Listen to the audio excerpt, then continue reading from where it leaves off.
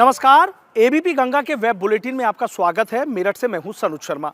मेरठ से बड़ी खबर आ रही है और बड़ी खबर यह है कि 2.5 लाख रुपए के इनामी कुख्यात मोस्ट वांटेड बदन सिंह बद्दो ने इंस्टाग्राम पर एक बार फिर पोस्ट शेयर की है।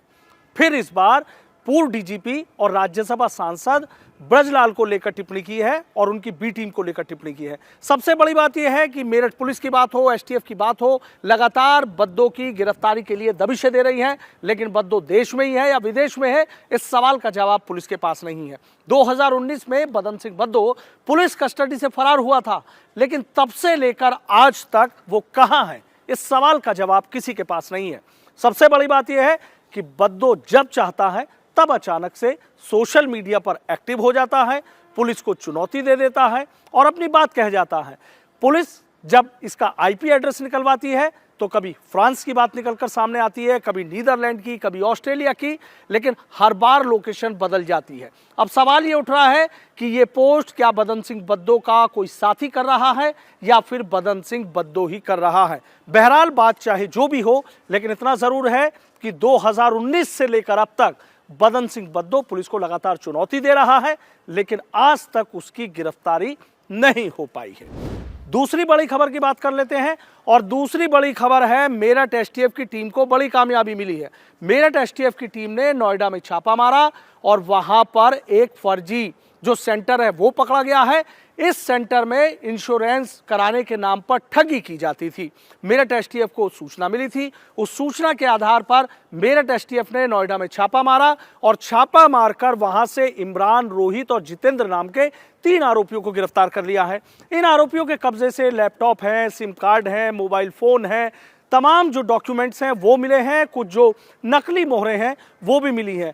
ये लोग इंश्योरेंस कराने के नाम पर लोगों से ठगी करते थे, कई लोगों को निशाना बना चुके थे और लगातार एसटीएफ को इसकी शिकायतें मिल रही थी। उसके बाद मेरठ एसटीएफ की टीम ने इस गिरोह को गिरफ्तार कर लिया और पूछताछ में कई अहम सुराग भी हाथ लगे हैं।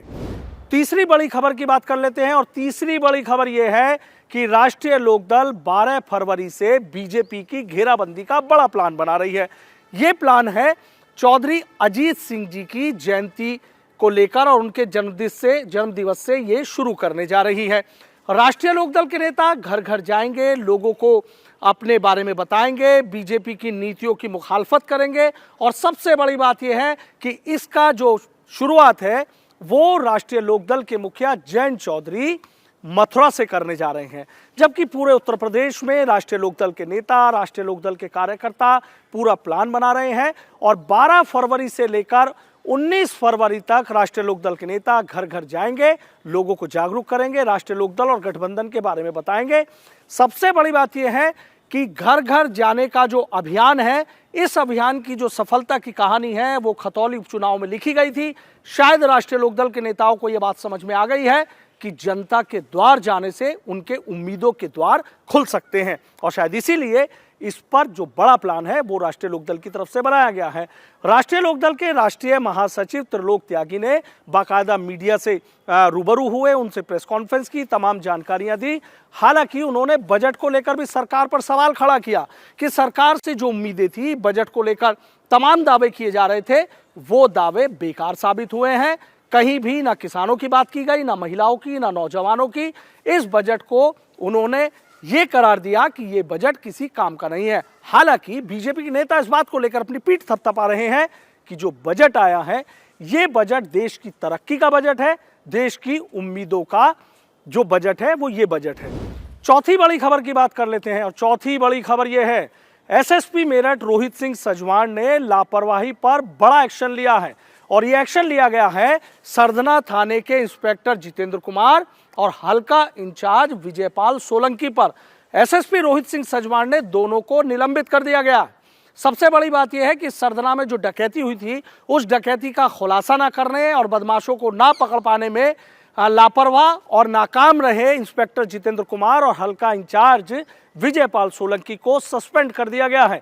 एसएसपी के इस सख्त एक्शन से उन इंस्पेक्टर्स और तमाम जो थानेदार हैं उनमें हड़कंप मचा हुआ है कि कहीं किसी लापरवाही पर उन पर भी गाज न गिर जाए। ये एक्शन लेकर एसएसपी रोहित सिंह सजवाण ने ये जताने की कोशिश की है कि लापरवाही पर कोई भी किसी कीमत पर बख्शा नहीं जाएगा। सरदरा में हुई इस डकैती का मामला लगातार तूल पकड़ता जा रहा है, मामला गरमा रहा है और शायद इस एक्शन के बाद अब इतना जरूर है कि जिस भी नए थानेदार को यहां तैनाती दी जाएगी, कहीं ना कहीं उसके सामने भी इस डकैती का खुलासा करने की बड़ी चुनौती होगी। आज के इस बुलेटिन में इतना ही। फिलहाल मुझे दीजिए इजाजत। नमस्कार।